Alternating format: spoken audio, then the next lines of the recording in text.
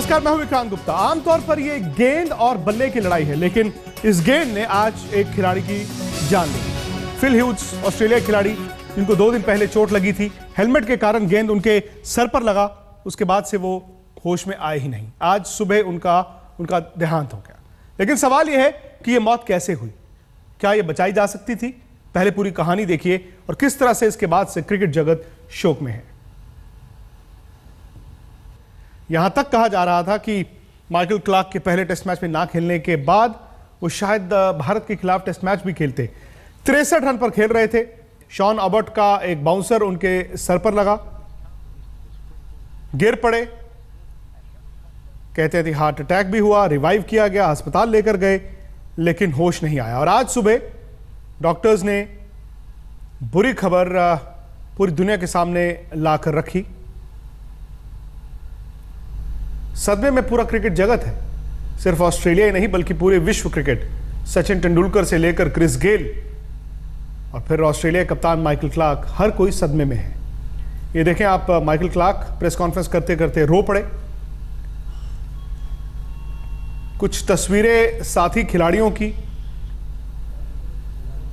और इसका नतीजा यह हुआ कि आज दुनिया में कहीं पर भी क्रिकेट नहीं हो रही। ग्राफिक्स के जरिए आप इसे समझने की कोशिश करें कि उनको गेंद कहां लगा। ब्लड वेसल शायद फट गया, खून की सप्लाई बंद हो गई और कोमा से बाहर आ ही नहीं पाए।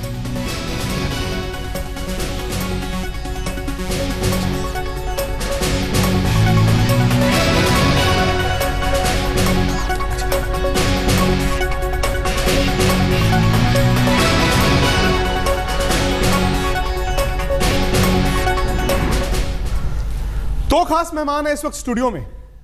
पूर्व क्रिकेटर निखिल चोपड़ा है। निखिल ने भी उस दौर में क्रिकेट खेली थी जहां पर हेलमेट जो है नया नया आया था। हेलमेट जान बचाने के लिए आया था, लेकिन आज हेलमेट के कारण जान कैसे गई ये भी हम बात करेंगे। डॉक्टर अल तोमर हैं, ये ऑर्थोपेडिक हैं।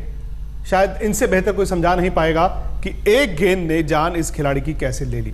निखिल, हेलमेट जब आया था 80 के दशक में, हम और आप स्कूल में थे, हेलमेट बड़ा फैंसी था। हेलमेट कुछ लोग पहनते थे, कुछ नहीं पहनते थे। मुश्किल से 1.5-2 इंची का फ़र्क है। जब फिल ह्यूज बैटिंग कर रहे थे, अगर जो वीडियो हमने अभी दिखाया अपने दर्शकों को, अपना शॉट खेल चुके थे, देखा थोड़ा सा बॉल धीमे आया, जो वो एंटिसिपेट कर रहे थे।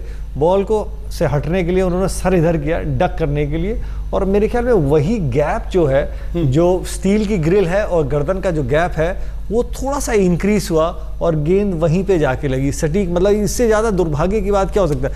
आधा इंच इधर या आधा इंच उधर या आधा इंच और गेंद ऊपर लगता है तो वो गेंद जाके हेलमेट से टकराता है और शायद वो अपना सर हिला के दोबारा बैटिंग कर रहे हो। डॉक्टर ने कहा कि ये 1 in a billion इंजरी है, जैसे हाई स्पीड क्रैश होता है। चलिए मैं आपको समझाता हूं दरअसल कि हुआ क्या। जैसे निखिल ने समझाया, हेलमेट तो आप जानते ही हैं, क्रिकेट में आप देखते हैं कि हेलमेट पहना जाता है। 70 का दशक खत्म होते होते ये हेलमेट आया था। ऑस्ट्रेलिया के खिलाड़ी थे डेविड हुक्स, उनको गेंद लगा था कैरी पैकर वर्ल्ड सीरीज खेलते हुए।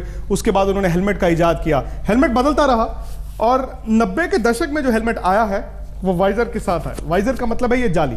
हम लोग सोचते हैं कि ये जाली पहनी हुई है, यहां पर गेंद नहीं लगेगा, और गेंद ना यहां पर लगता है ना यहां लगता है, और सर पर भी थोड़ा सा बचाव हो जाता है। लेकिन फिल ह्यूज के लिए क्या हुआ? जैसे निखिल ने समझाया, फिल ह्यूज काफी देर बल्लेबाजी करते हुए शॉर्ट पिच गेंदों को छोड़ रहे थे, लेकिन जब बल्लेबाज डबल माइंड हो जाता है कि मैं छोड़ूं खेलूं, एक गेंद पर वो हुक करने गए, गेंद उनके यहां पर लगा। अब देखें, यहां पर गेंद अगर लगा है तो यहां पर हेलमेट ने बचाया नहीं।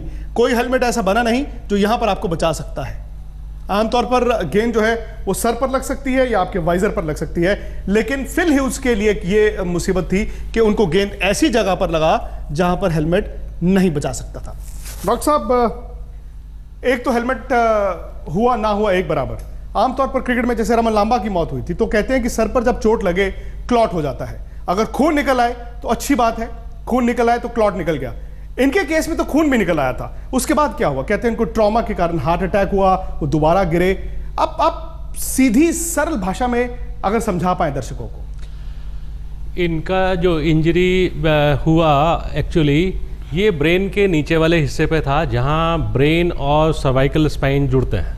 तो वहाँ पे कोई भी इंजरी, चाहे वो ब्लड बाहर निकल आए या क्लॉट बन जाए या कंप्रेशन हो, वो इंजरी से एकदम जो ब्रेन स्टेम इंजरी है ब्रेन स्टेम इंजरी में एक इमीडिएटली कार्डियो रेस्पिरेटरी अरेस्ट हो जाता है। वहाँ पे जैसे ही प्रेशर आएगा तो वहाँ पे जो इंडिविजुअल का जिसको भी इंजरी हुआ है उसकी रेस्पिरेशन वाली जो नर्व्स हैं वो पैरालाइज हो जाती हैं।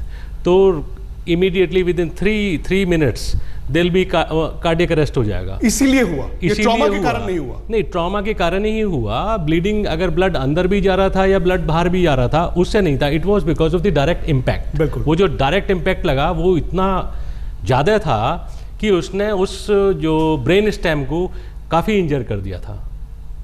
5.5 आउंस की बॉल 140 से अधिक की गति, आप समझ सकते हैं। लेकिन निखिल देखिए 60 और 70 के दशक में सुनील गावस्कर याद आते हैं, विव रिचर्ड्स याद आते हैं। 70 और 80 के दशक में उन्होंने तो हेलमेट कभी पहना नहीं था और उस टाइम तो दुनिया में बड़े बड़े तेज गेंदबाज थे। हेलमेट की भी बात करें अगर निखिल, हेलमेट भी जो है क्या ये माइक्रोस्कोप में आता है या फिर ये जैसे डॉक्टर साहब ने कहा और वहां पर डॉक्टर ने कहा कि 1 in a billion चांस है कि आपकी यहां पर चोट लगेगी, नस फट जाएगी, खून नहीं जाएगा, कार्डियक अरेस्ट होगा। आमतौर पर तो क्रिकेट हेलमेट का मतलब है कि आप के मुंह पर गेंद ना लगे, आपको साइड पर गेंद ना लगे, सर पर गेंद ना लगे। आपके साथ एक खिलाड़ी खेलते थे Bhupinder Singh junior, challenger trophy. उन्होंने क्या किया, उन्होंने पहली ये जो जाली है ये काटी हुई थी। उन्होंने काटी थी कि मुझे गेंद बेहतर दिखेगा और जब उन्होंने हेलमेट पहना, श्रीनाथ का गेंद था वो इसके अंदर घुस गया था। तो एक अभी नई हेलमेट इजाद की गई है जो आईसीसी रेगुलेशन के तहत पे पिछले साल से ही लागू हो जाना चाहिए था, जिसका जो वाइजर है उसमें एक एडिशनल नीचे से ग्रिल कर दिया है, एक और स्ट्रिंग लाइन है, तो वो कम से कम कुछ हिस्सा गर्दन का बचा लेता है। और 60 ये तो थोड़ा पुराना हेलमेट है, ये ओल्ड फैशन हेलमेट है जो आजकल जो दरअसल वाकई में पहना भी हुआ था फिल ह्यूज ने। आजकल तो दूसरे हेलमेट्स आ गए, अल्ट्रा लाइट। शायद बल्लेबाज कहता है कि मुझे कंफर्ट चाहिए, मुझे वेट नहीं चाहिए, लेकिन वहां पर शायद उनकी सेफ्टी सिक्योरिटी जो है वो कॉम्प्रोमाइज हुई। पूरी कहानी देखें क्योंकि अब तो जो होना था वो हो गया।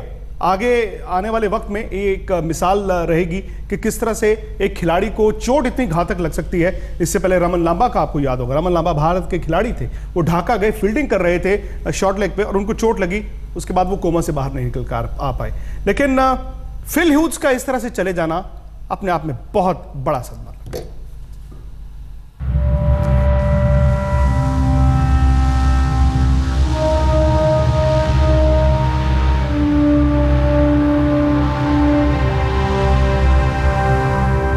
हंसता मुस्कुराता ये चेहरा अब बस एक तस्वीर भर है, याद भर है। फिल ह्यूज अब इस दुनिया में नहीं।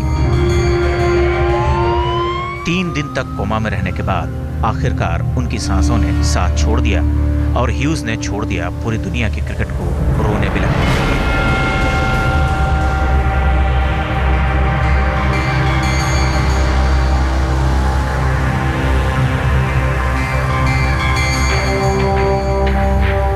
न आंसू रुक रहे हैं, न दर्द संभल रहा है, शोक में शब्द भी चूक गए हैं। This statement is on behalf of Greg, Virginia, Jason and Megan Hughes. We're devastated by the loss of our much-loved son and brother Philip. It's been a very difficult few days.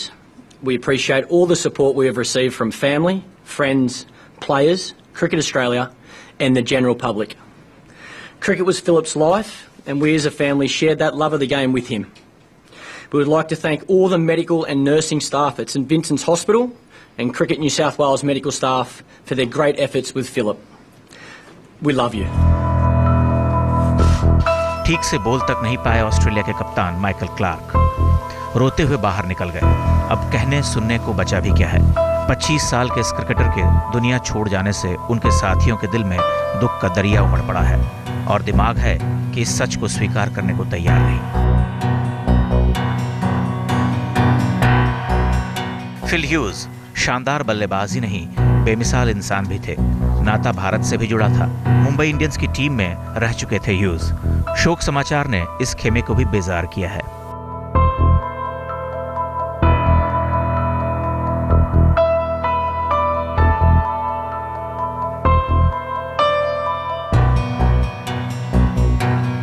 Air ambulance से उन्हें Saint विंसेंट्स hospital ले जाया गया।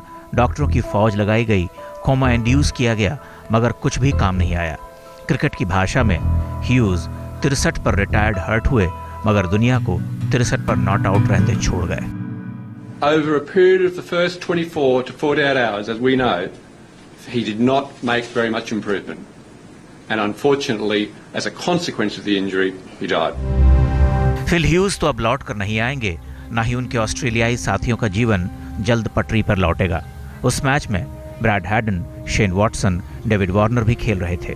उन्होंने सब कुछ अपनी आंखों के सामने होते हुए देखा है।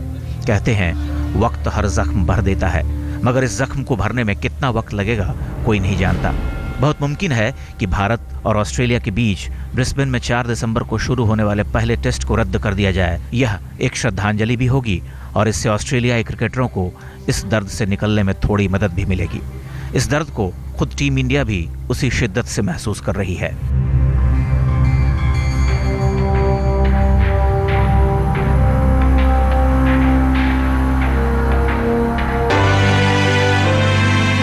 पाकिस्तान और न्यूजीलैंड ने अपनी ओर से श्रद्धांजलि व्यक्त करते हुए टेस्ट मैच के दूसरे दिन के खेल को रोक दिया।